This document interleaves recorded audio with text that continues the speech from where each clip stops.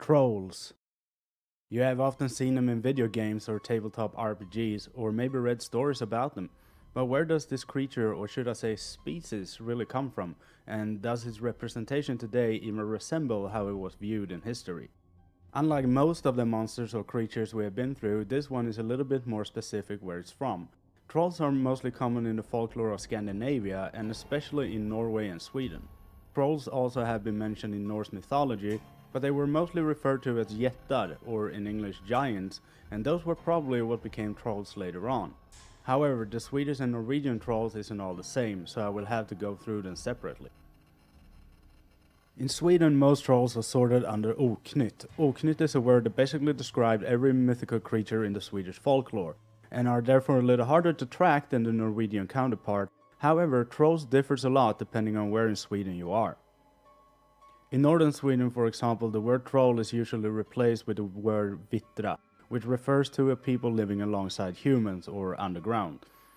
They are just as us, but are usually not seen and are referred to as the invisible people. People believe that the Vitra lived like us, like a parallel society, and farmed and had families just like us, and unlike most creatures in folklore, they could actually die.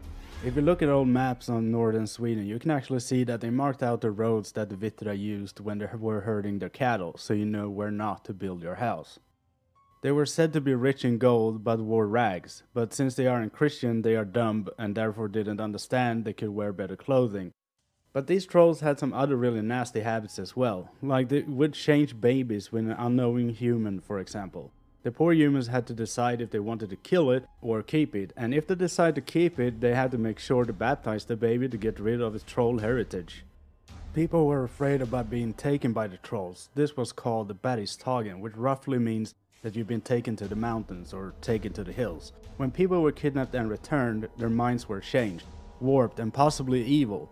This was a way for people to describe mental illness and mental disorders, and especially women were vulnerable or favored by the trolls to take. Since the trolls lived in parallel worlds, people couldn't really see them, and trolls also practiced something called hamnskifte. While this literally in modern Swedish translates to harbor shifting, it didn't mean that at all. In Old Swedish the word hamn meant shape, so when the trolls did this they were actually shape-shifting, mostly to animals, and that is why people never really saw them. However, if you heard work being done or did smell food or tobacco that you couldn't localize, it could be a sign of trolls being nearby.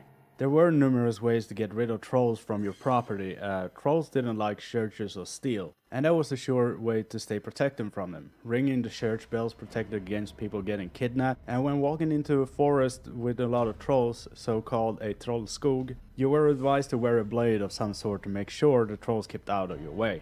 In southern Sweden and western Sweden that is bordering to Norway, they had a more Norwegian style belief about trolls or giants, but you couldn't see them, so they actually thought they were extinct.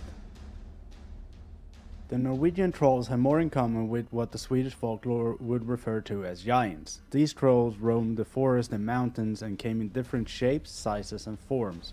Most of the pop cultural references to troll uses this definition rather than the Swedish one, and it has also a movie about it called Troll Hunter that I kinda urge you to watch. It's actually kinda good. Trolls and giants kinda intervene in each other's lore in Norway, or more accurate, the giants of the Norse mythology became the trolls. However, it's hard to distinguish what a troll is or not, so sometimes they're just giant individuals that have a certain home. As I said, the giant trolls come in many different shapes and forms. You have mountain trolls and forest trolls. You also have Jotunheim, which is a really massive troll and a direct reference to Norse mythology. These giant trolls were usually prone to eat humans, and they were very territorial. Some of the trolls are to be said to live in numbers, mainly groups of cave trolls, and some of the more giant ones was lone individuals. Most of the trolls were described to be as dumb as the rock they lived on, and could be fooled, as we heard in the tale of the three billy goat gruffs. A musical piece with trolls is Per Gynt, written by Edvard Grieg, and tells the tale of when Per meets Bergakungen, also known as the Mountain King, and has to escape his home. There is also a lullaby in Norway and Sweden about a troll mother that puts her baby trolls to sleep with love and care, which shows that all trolls weren't necessarily evil. It is said that some of these giant trolls were sensitive to sunlight, which they actively avoided, and some of them even turned to stone if they were outside in the sun. And if you were a Christian, you had to be extra careful in the forest, since they could smell your Christian blood and would hunt you down and eat you.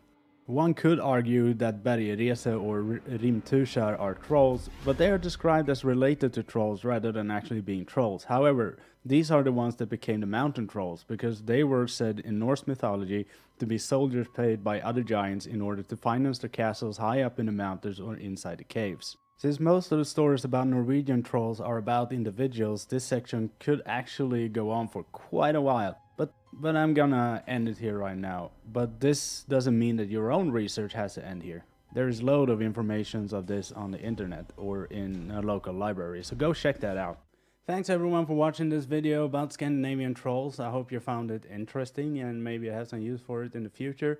I actually borrowed the book to do this video, but all the sources are linked or described down below. I also have the mentioned musical pieces down below as well. Don't forget to follow my channel or follow my Twitch and Twitter. You can also find the links of those below. And I will see you guys next time. När trollmor har lagt i 11 små trollen och bundit dem fast i svansen, då sjunger de sakta för de 11 små trollen de vackraste ord hon känner. Åh aj aj aj aj buff, åh aj aj aj aj buff, åh aj aj aj aj buff, åh buff.